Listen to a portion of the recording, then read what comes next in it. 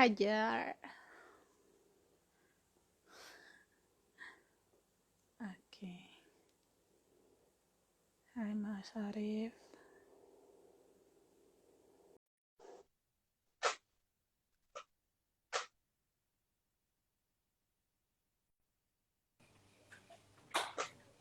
Halo Mas Arif. Halo, Halo, apa kabar Mas? alhamdulillah kabar baik. Mbaknya gimana? Kabar baik, kabar baik. Ini Mas di ini ya, di Wita ya, Makassar. Wita. Sekarang jam 9. Ah, oh jam 9 sekarang. Ah, Iya, aku juga nggak kirain di WIP. Makanya kemarin Mas Arif nanya, oh WIP Mas bukan Wita. iya. Oke, oke, oke. Mbaknya di Oke, mana sekarang? oke. Di Bekasi, Oh, oke. Jakarta, dekat Wait, Jakarta. Mhm. Iya. Mas ini baru baik, baik. pulang dari ini apa udah lama Enggak, memang udah lama di oh, pulangnya dari Amrik. Oh, sudah ke setahun. Saya balik oh tahun, udah setahun. balik tahun lalu.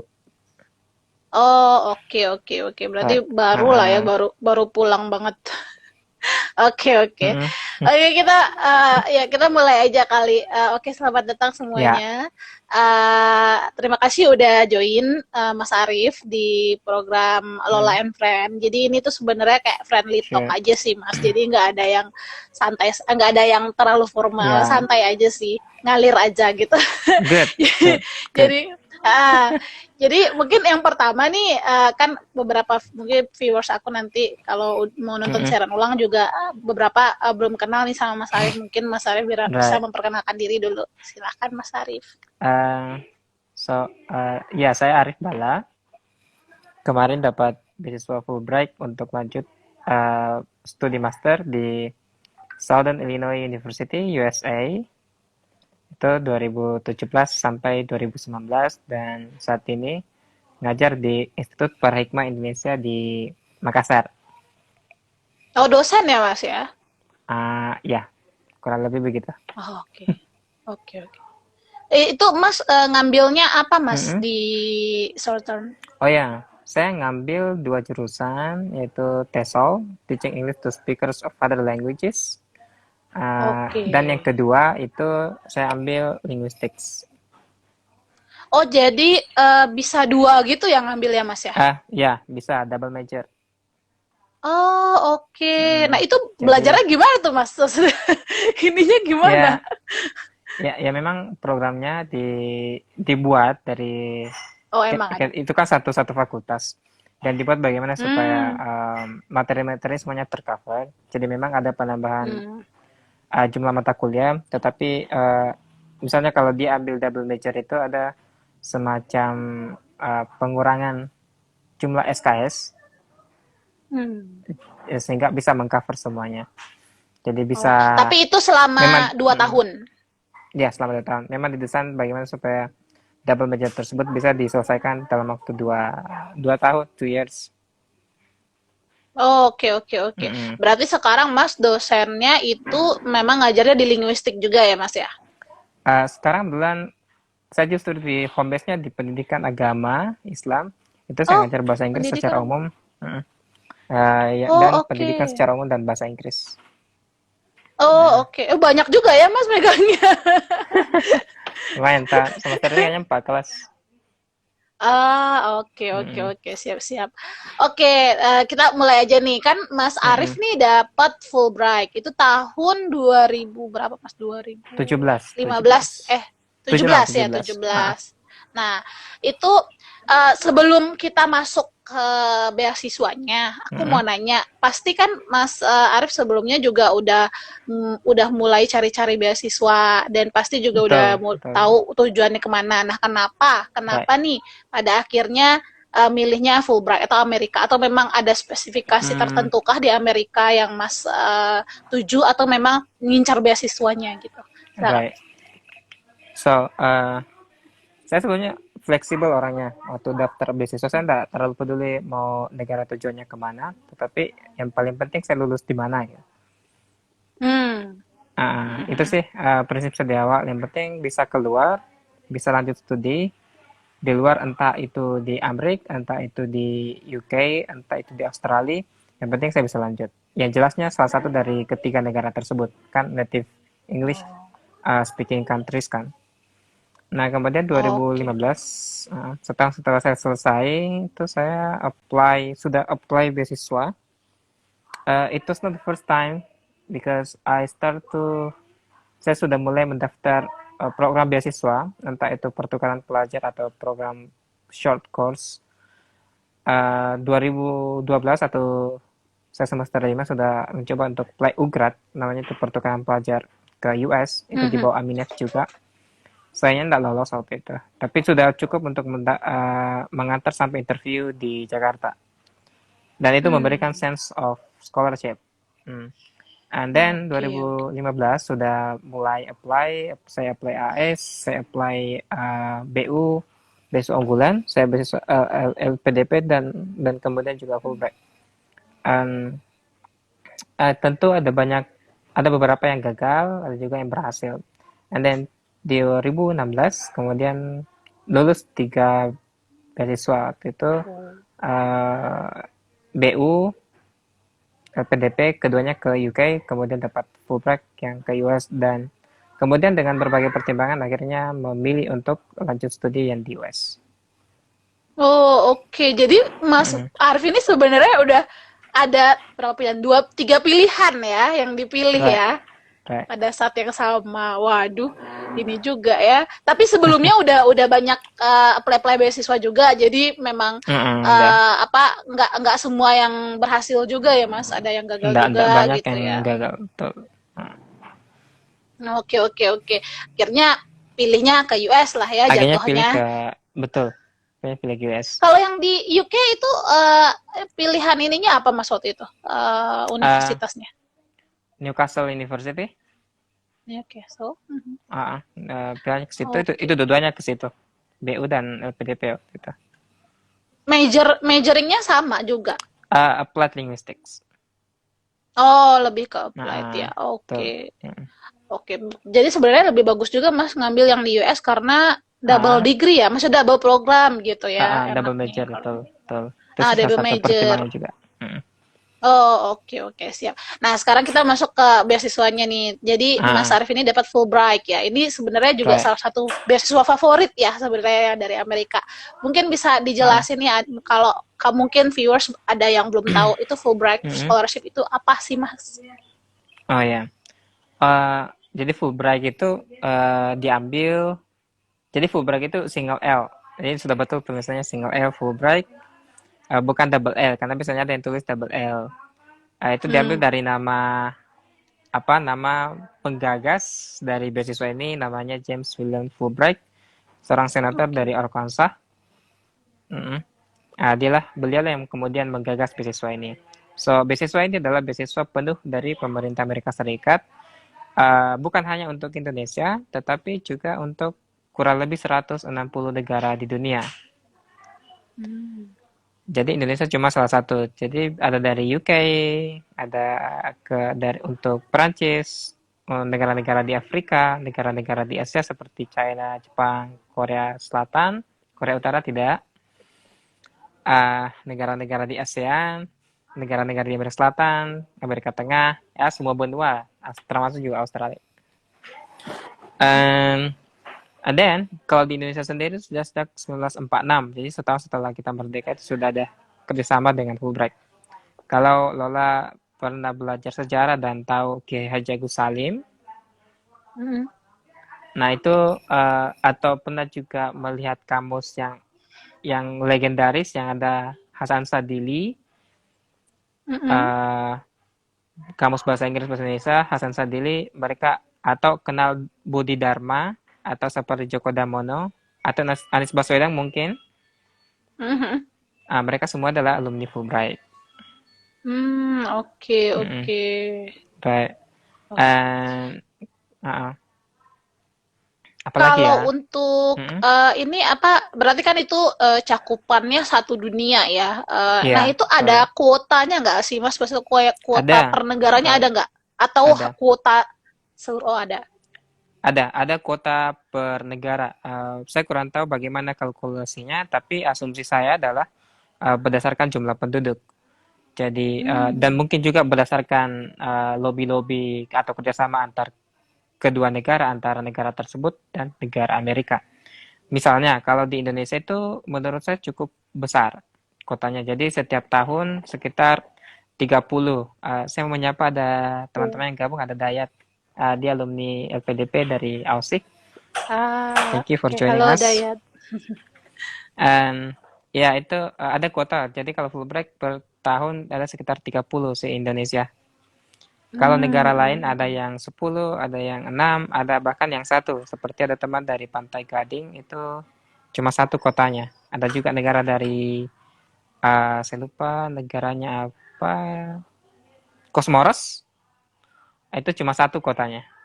Ada juga yang cuma dua, ada juga Oke. yang cuma tiga, seterusnya. Jadi tergantung negaranya sih. Oke, oke. Terus ini kan Fulbright ini memang beasiswanya full selama 2 tahun ya. Mm-mm. Itu Mm. ada ikatan apa-apa nggak Mas dengan yang apa beasiswa dengan Fulbrightnya? Nggak ada ya? Apa Uh, ada? ada.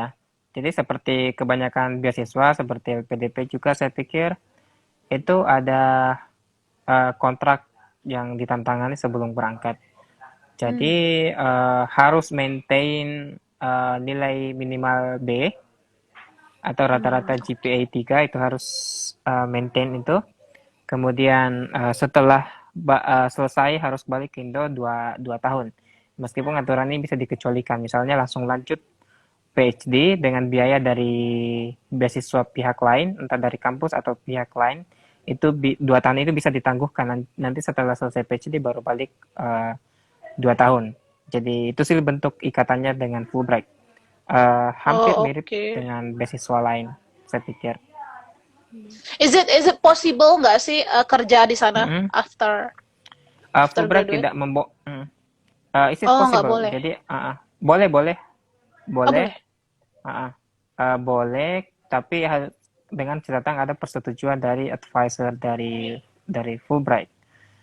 Misalnya Oke. ada 1 tahun diberikan waktu untuk seperti magang gitu, itu boleh saja. Ada beberapa teman saya yang seperti itu. Tapi untuk kerja pada saat kuliah itu tidak dibolehkan selama biayanya masih bisa dipenuhi atau ditanggung oleh Fulbright. Boleh bekerja kalau misalnya nombok. Jadi kan Fulbright per tahun master itu ada batasan limitnya. Kalau misalnya biaya kuliah yang dibutuhkan di kampus tersebut ternyata lebih dari itu, mahasiswa tersebut boleh boleh kerja untuk menambah Oh. biaya biaya kuliahnya misalnya. Hmm. Oke, oke. Nah, ini kan kalau full berarti untuk apa di sana Mas livingnya di dormitories atau di kayak apartemen gitu, Hmm. Mas? Saya livingnya di apartemen. Itu tergantung kita sih. Jadi Oh, Fulbright cuma berarti memberikan berarti dia oke, oke. Berarti dia nggak ada kayak dikasih apa terserah kamu nggak mau pakai terserah. seberapa Nah, gitu ya. Yang Oh, jelas oke, oke. dikasih uang sekian per bulan, kamu kamu deh yang ngatur mau Hmm. apartemen yang seperti apa, pengeluaran mau apa, terserah. Yang penting setiap tahun, setiap bulan kita ngirimnya segini dan disesuaikan dengan kota tempat di mana kita kuliah.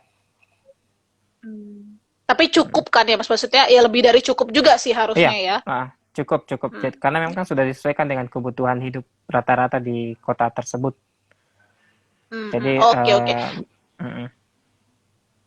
Oke. Nah, untuk persyaratannya nih, Mas, itu apa aja? Ini Uh, sebentar, Fulbright ini S2, S3 ya berarti ya? S1 nggak ada kan ya dia? ya, Fulbright itu, Oke. Persyarat. mm-mm. Jadi Fulbright itu di Indonesia dibawa yayasan namanya Aminef ya. Hmm. American Indonesian Exchange Foundation. Jadi di bawah Aminef ini menangani semua program beasiswa dari pemerintah Amerika Serikat. Nah di bawah Aminef ini kemudian ada Fulbright, ada yang non Fulbright. Yang di bawah Fulbright itu sendiri ada 4 ya kalau tidak salah. Jadi Fulbright ini ada yang non degree, ada yang degree. Jadi untuk yang Hmm. degree kayak masters, untuk master dan PhD. Ada juga Oh. program Fulbright yang lain namanya Humphrey. Jadi itu kalau misalnya mid profesional karir, Anda bisa lanjut ke Anda bisa apa namanya ke US sekitar 1 tahun atau 10 bulan. Ada juga namanya visiting scholar. Oh, Kalau Anda profesor itu bisa lanjut, misalnya ada penelitian di sana itu bisa dibiayai oleh Fulbright. Tapi Humphrey ini sama visiting scholar itu non near gelar atau non degree. non Yang degree ada ya, degree-nya itu yang master sama sama PhD.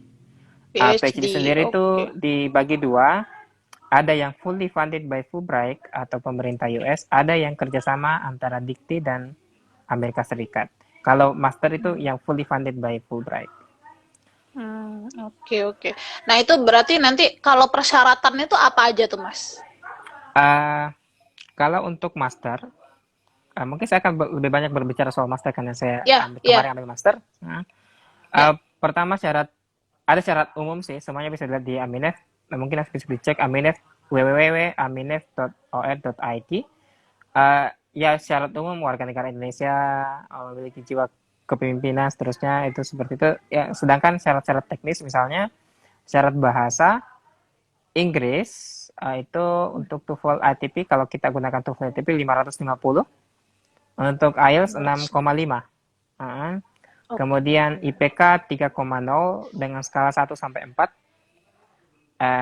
And then mengisi ini juga surat rekomendasi 2, bisa dari pembimbingnya, bisa dari bos tempat kita kerja atau atasan tempat kita bekerja.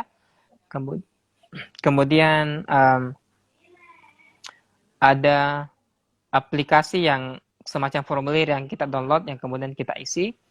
Dan di situ ada beberapa pertanyaan dan juga ada CV tentu. And then yang paling penting juga adalah study objective, itu semacam esai. Study Oh, objektif, oke, semacam uh, asal. uh, study objektif dan sekarang sejak saya lupa tahun berapa, dulu waktu saya cuma study objektif yang dikumpul. Nanti personal statement setelah lulus interview. Tetapi belakangan yang saya tahu karena saya juga mentoring beberapa aplikan Fulbright yang hendak apply, itu personal statement dan study objektif dikumpul ketika proses seleksi pemberkasan. Oke, Jadi oke. ada dua, Berarti ada study objektif sebentar, dan yang personal studi statement. objektif ini, bentar Mas, studi objektif ini berarti Mm-mm. nggak harus nanti jadi tesis kan? Tapi itu kayak kita pengen Enggak, belajar, nggak harus jadi tesis ya, gitu enggak, ya.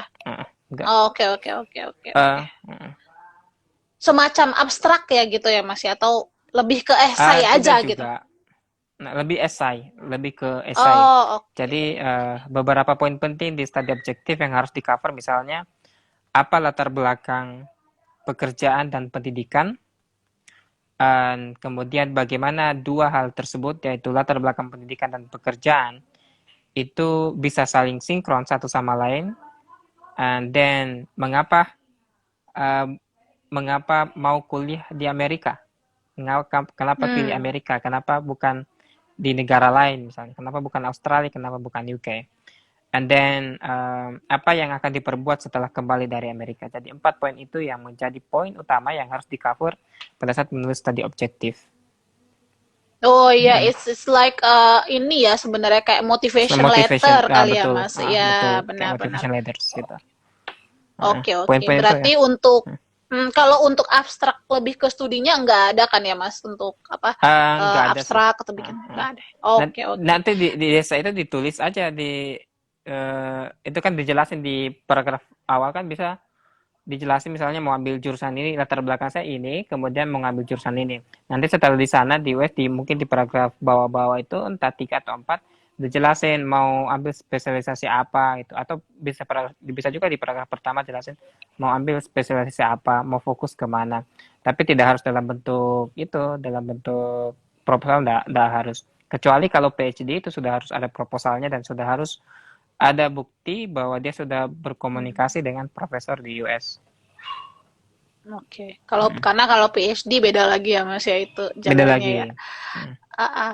Oke, berarti tadi itu untuk persyaratannya yang penting TOEFL atau IELTS ya. Itu tadi udah disebut juga sama Mas Arief totalnya. Terus kalau untuk tahapnya nih Mas, itu apa Oh aja ya ya, Mas?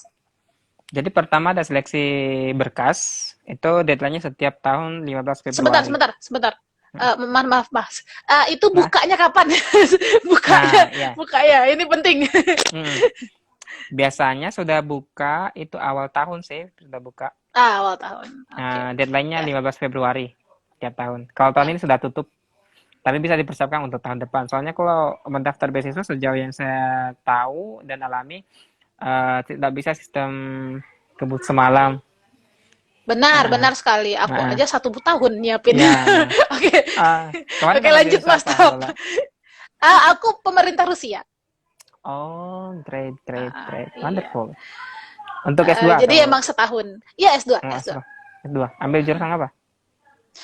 Manajemen aku waktu itu ngambilnya. Oh, udah selesai? Hmm.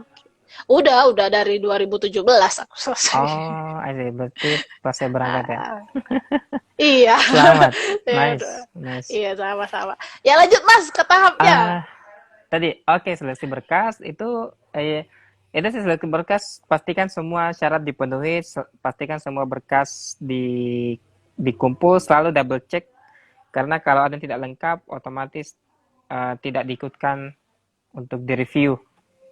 And deadline-nya 15 Februari. Pastikan semua berkas lengkap. Kemudian setelah itu ada internal review atau selection dari Fulbright. Nanti sekitar Mei atau Juni itu ada panggilan. Kalau misalnya lolos berkas, dipanggil untuk interview. Interviewnya Jauh ini ya tidak, Mas? Dari Februari ke Mei. ya sekitar ya Mei lah kayaknya. Atau April itu sudah ada semacam pemberitahuan. Apakah Hmm. misalnya kalau lolos interview itu lanjut bisa interview di mana atau ya semacam pemberitahuan itu di lewat telepon dan lewat email biasanya diberitahukan lolos atau tidak. Kemudian tempat interviewnya itu bisa di Jakarta, bisa di Medan, bisa di Surabaya, bisa di Makassar. Kalau di Indonesia Timur itu berfokus disatukan di Makassar. Nah, kalau misalnya sudah lolos berkas, sejak saat itu Fulbright akan mulai membiayai. Kalau misalnya tempat tinggalnya itu jauh dari tempat interview, dari luar kabupaten atau bahkan luar kota, misalnya dari Ambon ke Makassar, itu semua ditanggung semuanya sama Fulbright. Biaya pesawat, biaya hotel, dan akomodasi yang lain itu sudah ditanggung sepenuhnya oleh Nice. Fulbright. Untuk interview. Untuk interview. Jadi sudah mulai Nice, ditanggung nice, sejak that's interview. nice. Iya, itu Jadi itu misalnya nice banget sih. teman-teman yang tinggal di Ambon, itu datang ke Makassar, itu tiketnya PP kelas ekonomi tentu. Dan hotelnya Kalau sudah Mas ditanggung sama Arif nih Fulbright. tahu nggak titiknya tuh di mana aja Mas? Jakarta, Makassar, terus itu aja, dua aja apa? Surabaya, Jogja, Oke, kalau nggak salah Medan juga deh. Jogja. Oke. Hmm. Oh, oke, oke, oke. Siap, siap, siap. Oke, Hmm. udah dipanggil interview. Sudah Kemudian, panggil interview, setelah dinyatakan lolos interview, saat itu ada semacam portal Fulbright yang harus diisi. Nanti kita mengupload ulang hmm, aja berkas-berkas yang pernah dikumpulin. Nah, kemudian tes TOEFL IBT dan GRE. Nah, itu Grey ya, Grey. kalau GRI, iya ya. betul GRE ke GRE atau nah itu semua diwajibkan untuk mengambil tes TOEFL IBT. Uh, Hmm. Meskipun mungkin lebih nyaman ke IELTS, tapi tetap diwajibkan untuk mengambil lagi tes TOEFL IBT. Dulu saya Oh, tuh lagi. apply lagi. Itu Oh, untuk pendaftaran kampus di setelah, oh, berarti mm, setelah interview.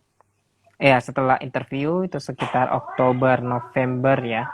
Sekitar itu Mm-mm. September Oktober November itu um, ambil tes TOEFL IBT dan GRE. Nah, Nah, kedua tes sebentar Mas, ini GRI ini itu depend on kampus nggak sih biasanya? Karena kalau aku kan iya, manajemen, aku dulu GMAT butuhnya, iya betul bukan Cimet. GRI. Itu depend on kampus kan ya berarti ya? Depend on kampus, tetapi tetap semua peserta diwajibkan untuk mengikuti tes tersebut. Itu Oh, oke, oke, oke. maksimal 2 kali. Dan Maksimal 3 kali, 2 atau 3 kali. Excuse me, sorry. Oke, oke. Um, Dan itu gratis. Tidak gratis tapi dibayarin sama Fulbright, jadi ya gratis. Oh, gratis iya, gratis. Oke, oke. Oh ya, ya, siap, siap, siap. Maksimal 2 kali Jadi ya kita ya kesempatan ya. dua atau Ah, tiga oke, kali oke. saya lupa.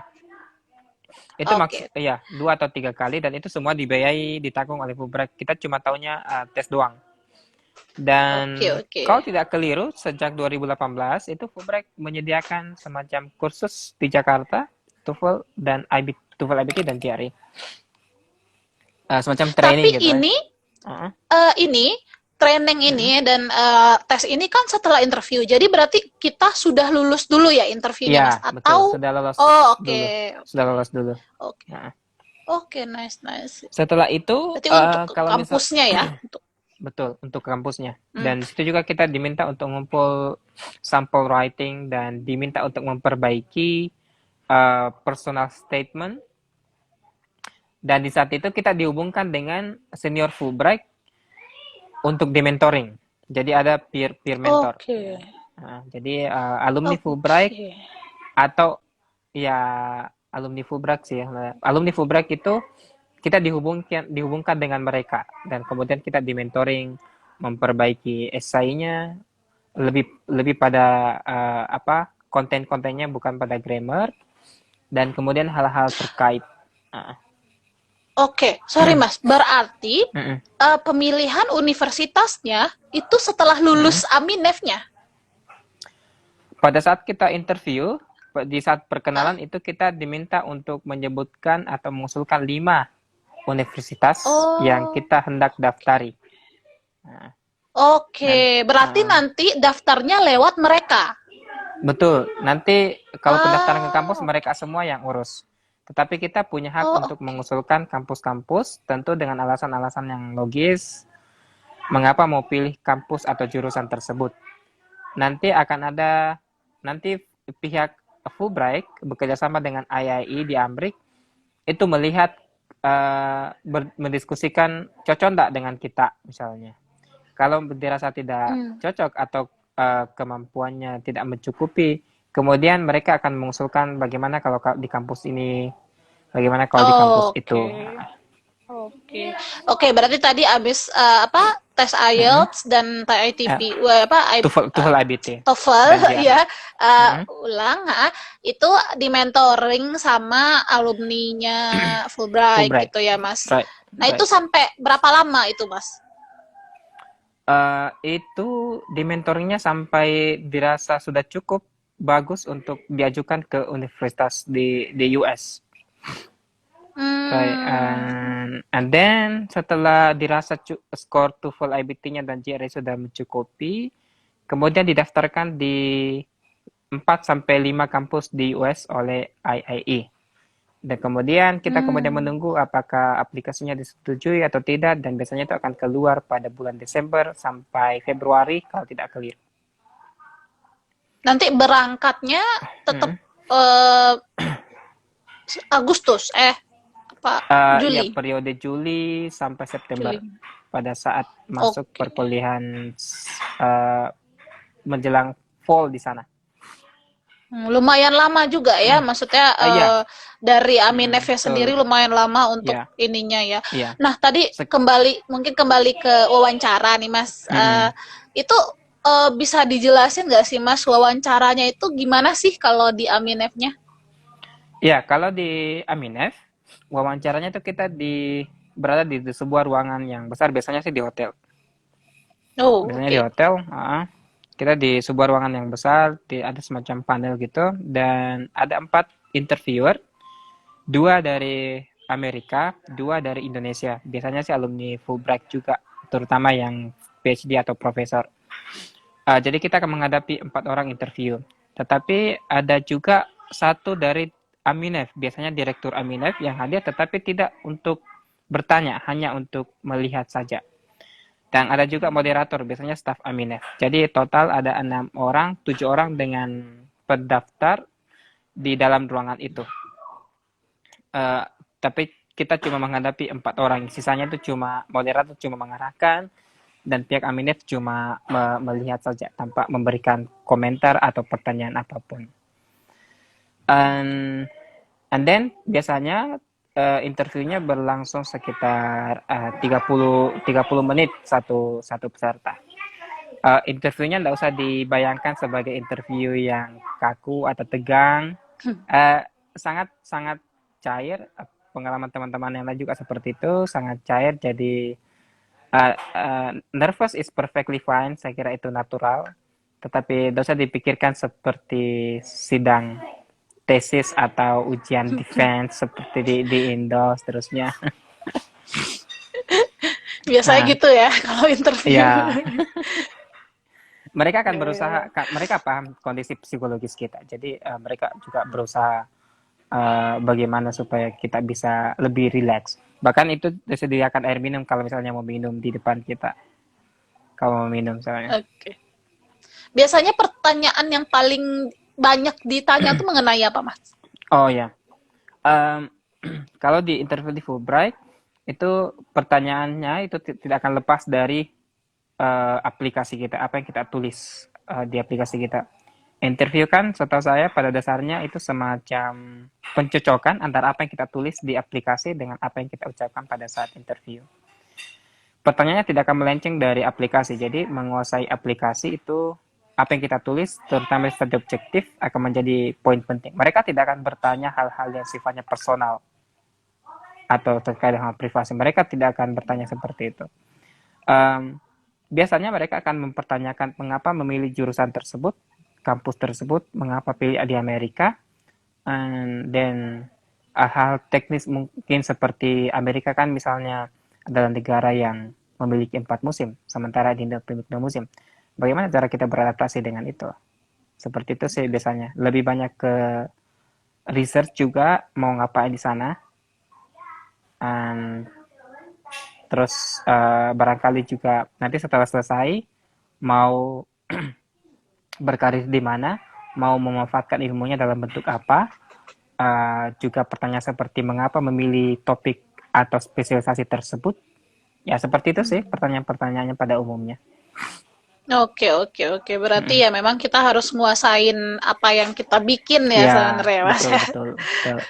Oke. Jangan sampai Ini orang lain yang pendaftarannya, iya benar. Ini bahaya juga kalau ada pakai calonnya gitu ya.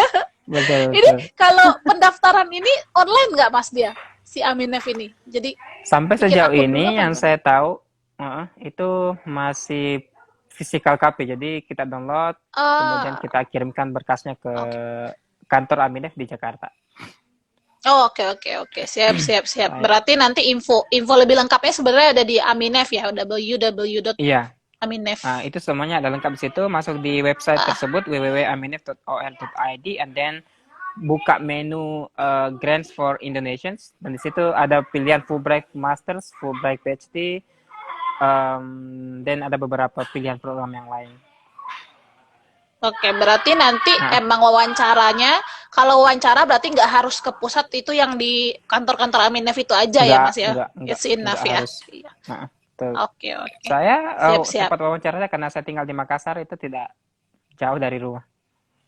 Oh iya, karena deket ya, tinggal jalan itu. Dekat. Iya. Oke.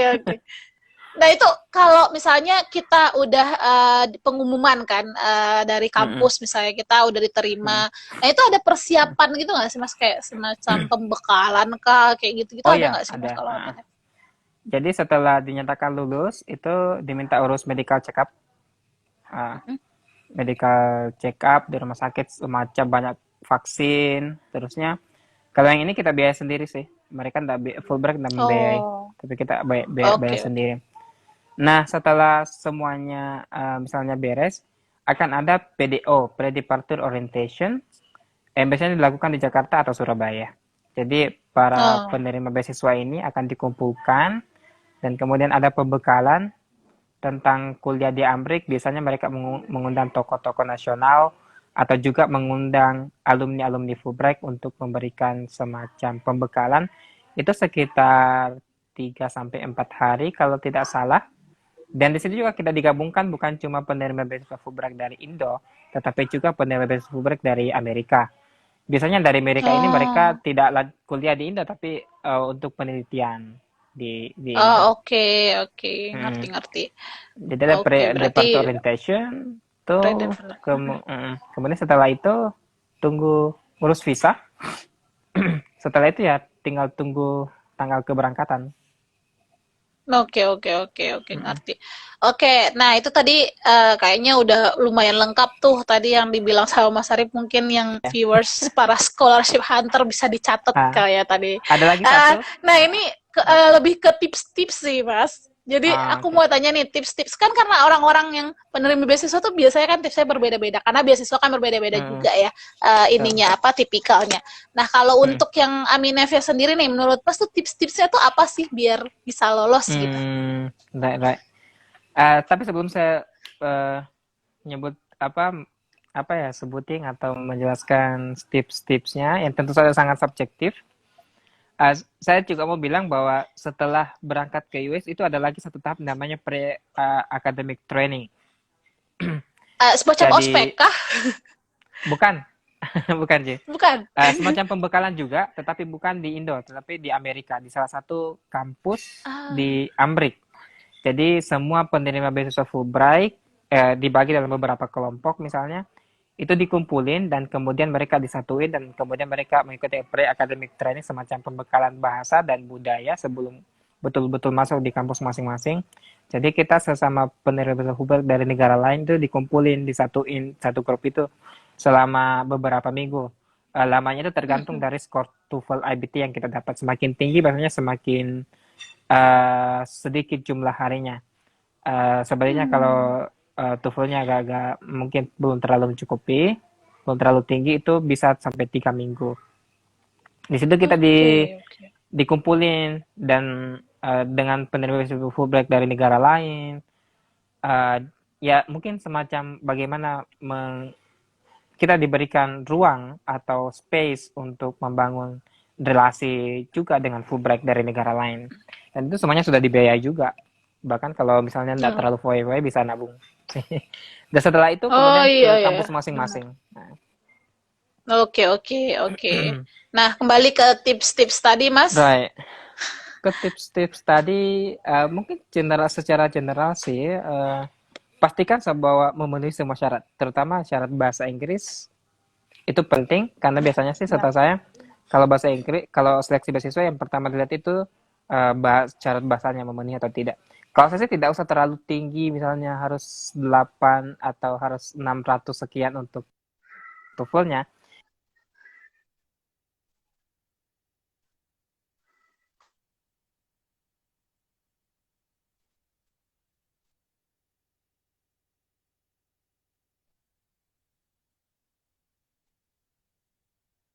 Putus. Halo.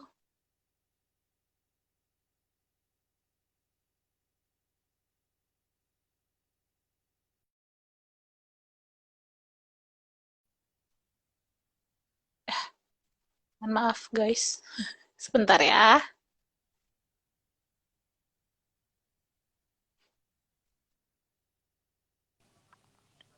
Terputus Mas. Oh iya, sorry saya salah pencet tadi. Oke, sorry. Oke oke siap siap. Lanjut Mas. Iya, tadi soal bahasa Inggris, yang terpenting Ya, buat saya adalah tidak harus harus tinggi-tinggi sekali, yang penting syarat minimum sudah dipenuhi sudah cukup sih. Mm. Jangan sampai benar. fokusnya harus tinggi, kemudian tidak fokus ke persyaratan yang lain. Yang kedua, yang paling penting juga dan memiliki poin penting, terutama di beasiswa seperti Fulbright ataupun beasiswa lain, saya pikir itu di SI, di study objective. Um, make sure that pastikan bahwa study objektif tersebut itu tidak sistem kebut semalam. Dan Hmm. saya saranku sih pribadi selalu minta di proofreading sama orang lain. Tentu Oke. yang dimaksud orang lain sini adalah kalau bisa ya akan bagus kalau misalnya alumni dari beasiswa tersebut atau barangkali orang-orang yang sudah pernah mendapatkan beasiswa atau sudah sering mendapatkan beasiswa. Uh, Soalnya kalau kita yang nulis itu biasa, misalnya saya yang nulis itu kalau setelah nulis studi objektif biasanya kan merasa oh ini sudah bagus ini, Iya, sudah benar. keren. Padahal ternyata banyak kekurangan. Jadi kita perlu orang lain untuk orang itu akan membantu kita memberikan perspektif barangkali atau masukan yang berbeda. Iya Akan benar-benar bagus lagi, banget itu. betul. Akan bagus lagi, ya seperti Lola mungkin pengalaman kan ya. Jadi proofreading itu penting dan mungkin bagus juga kalau misalnya bukan hanya satu orang, tetapi mungkin bisa 2 orang. Saya memberikan sampai 2 orang, yang meskipun saya tidak bilang ke salah satu dari mereka bahwa Anda memproofreading dari grammarnya, Anda dari kontennya, karena tidak mungkin juga kita bilang seperti itu. Tetapi saya tahu bahwa kalau misalnya saya memberikan orang ini, dia akan memeriksa grammarnya. Kalau saya memberikan uh, esai ini ke orang ini, dia akan fokus ke kontennya. Jadi paling tidak kita Konten. tahu bahwa orang ini akan memeriksa bagian ini. Itu penting sekali sih menurutku proofreading. And Oke. then rekomendasi itu penting. Itu tidak harus orang yang tinggi jabatannya seperti bupati atau tidak. Itu bisa dari Fulbright advisor, bisa dari alasan kita bekerja.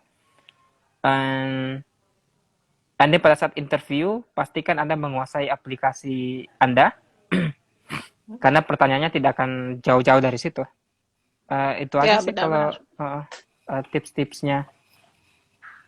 Oke Dan oke. ini juga sih pengiriman berkasnya pastikan sampai sebelum deadline. Saya khawatirnya kalau Oh iya, be- penting. uh, Itu penting. betul penting betul. Sayang kan kalau misalnya sudah lengkap terus tidak Iya, diikutkan seleksi. iya. Udah capek-capek gitu ya ngurusin dari Betul beberapa betul. bulan belakangan. Taunya nggak masuk, Terus aduh sedih enggak banget itu. masuk.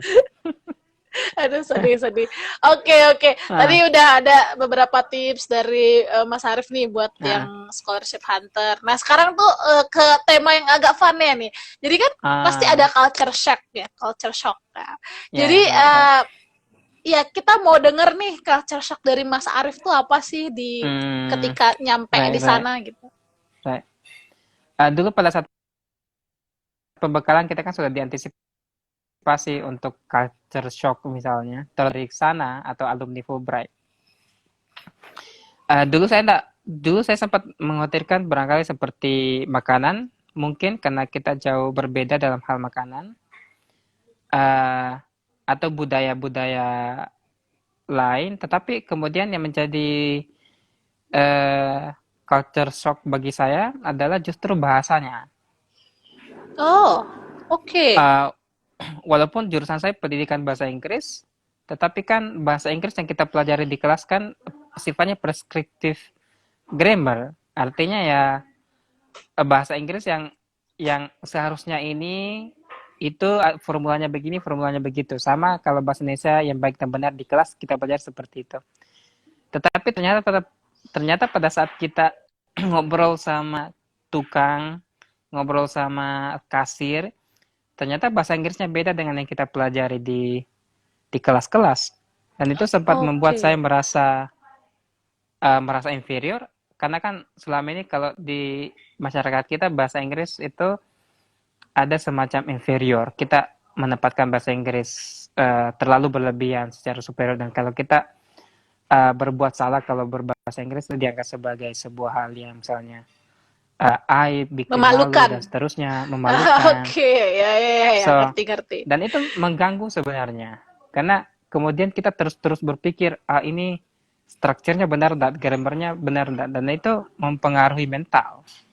Orang kemudian tidak berani untuk mengungkapkan pikiran karena merasa nanti bahasa Inggrisnya jelek dan kemudian ditertawakan. Padahal kan orang sana justru enggak pernah seperti itu sepanjang pengalaman saya 2 tahun, justru mengencourage orang untuk speaking, karena yang terpenting adalah ide dan gagasan.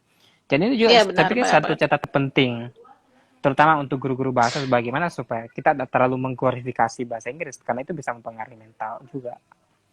Di Indonesia Jadi, banyak grammar Nazi, Mas. oh iya ya, saya suka Dikit-dikit istilah itu. salah, dikit-dikit Dikit-dikit salah salah, gitu. dikit-dikit salah. Ya benar benar Right. benar. Padahal, in fact, making mistakes in learning any kind of new language is perfectly fine. It means that you learn. Benar. Karena English It juga bukan native kita kan, jadi wajar kalau absolutely. kita Ah, ada salah, ah, iya. right, Orang betul, betul. Indonesia aja Dan juga masih banyak ada salah kok. betul, tidak ada. eh, ti- Kalau anda ke Makassar, kalau lo ke Makassar tidak akan pernah menemui bahasa yang baik dan benar yang dipelajari di di kelas. Pasti akan ada mi, ayo mi, dan Oke, seterusnya. oke, oke. Oke. Selain bahasa apalagi tuh Mas culture shock yang pernah dialami gitu? Em, yang lain saya pikir tidak ada kok yang shock-shock. Yang paling bikin shock di awal itu cuma bahasa Inggris selama 1-2 bulan kalau misalnya. Tetapi Oke, penting oke. untuk please understanding that you need time to adjust. Everything takes time. Dan supaya kita Hmm. tak merasa stres terusnya. Soalnya kalau culture shock biasanya uh, bisa stres. So understanding that you need time to adjust, it will help us to adapt with the new situations, with the new countries and so on. Emang ini tantangan berikutnya setelah kita lulus beasiswa tuh emang itu tuh adaptasi. Iya, betul, betul adaptasi terusnya. Heeh. Emang karena kan kita kalau apalagi kalau misalnya ambil beasiswanya keluar gitu kan. Jadi ya harus siap Mm-mm, mm-mm. mental sih gimana ya untuk bisa siap Betul, mental. betul, Beda banget betul. apalagi yang beda banget sama Indonesia kan gitu. Ah, Itu juga ada. butuh. Pasti akan ada pressure, terutama kalau kita kuliah kuliah di luar. Dan pada titik tertentu mungkin kita akan stres, depresi, seterusnya. Dan saya pikir justru karena itu kemudian kita terpilih untuk mendapatkan beasiswa itu tersebut. Karena kita sudah terpilih. Kalau misalnya kita biasa-biasa aja, tentu ya tidak akan terpilih terusnya. Benar, benar, benar. Benar, Mas. Dari sana udah terlihat ya. Oke, oke. Oke, udah kita sudah bicara 47 menit. Nah, itu udah lumayan Right. lama. Emang topik beasiswa ini selalu panjang, Mas. Betul, akan Banyak banyak soal. hal-hal. Right, right, right. Iya, karena banyak kayak misalnya beasiswa, oh begini ya beasiswa. Aku pun juga sebagai ini Hmm. karena kan aku banyak live program aku tuh banyak yang memang edukasi tentang Right, beasiswa. right, Karena teman aku right. kebetulan anak PPI Dunia, jadi dia Mm-mm. banyak yang dapat beasiswa juga. Jadi aku undang. Nah, aku juga baru Hmm. tahu tuh Betul, kayak betul, betul. oh beasiswanya ada yang kayak gini, ada yang kayak gini gitu. Beda-beda emang kayak Iya, oh iya. banyak loh beasiswa tuh sebenarnya gitu. Kita aja yang males nyari kadang ya orang ya gitu. Ya, betul. Jadi Uh-uh. meskipun sebenarnya ada yang bilang bahwa sekarang semuanya sudah di internet, iya, tetapi ada di internet saja tidak cukup. Orang kemudian Ya butuh benar-benar sekali. seperti ada yang mengarahkan untuk melakukan Benar, ini atau benar, itu, seterusnya. benar. Oke, oke, makasih banget. Nah, sekarang nih Ah, kata penutup deh. Kata penutup untuk menutup apa ya? program ini, untuk scholarship hunter deh di luar sana. Iya, ada sih yang bilang sering bertanya apa sih motivasi untuk mendapatkan beasiswa. Saya pikir tidak perlu motivasi karena itu kan beasiswa sudah menjanjikan banyak hal. Masa untuk belajar keras atau bekerja keras yang sudah pasti kita tahu bahwa kalau kamu bekerja keras dan belajar keras hasilnya akan seperti ini ya. Ya masa masih butuh motivasi itu cukup kok untuk menjadi motivasi sendiri. Oke, oke, oke, oke, ngerti, ngerti. Oke, berarti nggak perlu motivasi kalau udah nyiapin beasiswa Iya, biasanya dia ini sekendiri ya. Oke, iya. siap. Ya, lain saya pikir penting untuk mencari circle, untuk mencari supporting Nah, system, ada supporting system dan akses untuk mendapatkan beasiswa. Karena ya apa kadang down, kadang kadang ups dan biasanya kita perlu orang-orang yang mendukung untuk kita. Dan juga saya pikir iya untuk benar. barangkali kalau Anda punya keluarga yang kuliah di luar, saya pikir penting untuk menjadi supporting system. Maksud saya adalah bersedia untuk mendengarkan cerita mereka karena tidak selalu indah seperti yang ada di feed Instagram. Iya, benar sekali. Ya orang bilang, wah Lola jalan-jalan mulu kerjaannya. Ya kan Betul, gak betul, mungkin juga kita ngepost kita betul. lagi belajar. Buat apa gitu ya, Mas? Uh, Oke, absolutely. oke, oke. Uh, Mungkin udah uh, ada lagi Mas yang mau disampaikan? uh, Nggak ada sih. Saya pikir cukup. Oke, Kalau oke. ada yang mau bertanya, Siap. ya silakan DM. I'll be Iya, happy to benar. help. Siapa yang Mm, mau memang mengincar Fulbright itu bisa langsung ke Mas Arif ya, aja karena emang right. Mas Arif juga jadi mentornya juga nih ya Mas ya. Jadi bisa di ini langsung lah sama Mas Arif. Right. Oke Mas Arif, terima kasih banyak nih Mas Sure, Arif udah no gabung. problem. Udah mau Mm-mm. join di sini meskipun di sana udah malam banget Sama-sama. mau jam 10 ya. Enggak, saya tidurnya setengah malam misalnya. Oke oke siap siap. Oke terima kasih Mas, sukses Right, untuk no karirnya problem. Mas. Mudah-mudahan kita bisa Sure, ketemu you lah too. ya Mas Oh kapan-kapan ya. ya, kabarin kalau ke Ya, Makassar atau kalau saya ke ya Bekasi. siap. Siap siap siap. Oke terima kasih semuanya yang nonton. No Jangan problem. lupa kita minggu depan masih ada. Kayak tadi nggak ada pertanyaan ya, nggak ada tadi saya. Aku lihat nggak ada pertanyaan. Oke, Nggak ada sih. nggak ada kayaknya tadi aku lihat. Oke, kita masih ada untuk minggu depan, jadi jangan kemana-mana, tetap stay tune. Terima kasih ya Mas Harif. No Bye-bye problem, semua, have a sama-sama. nice day. Welcome. You too.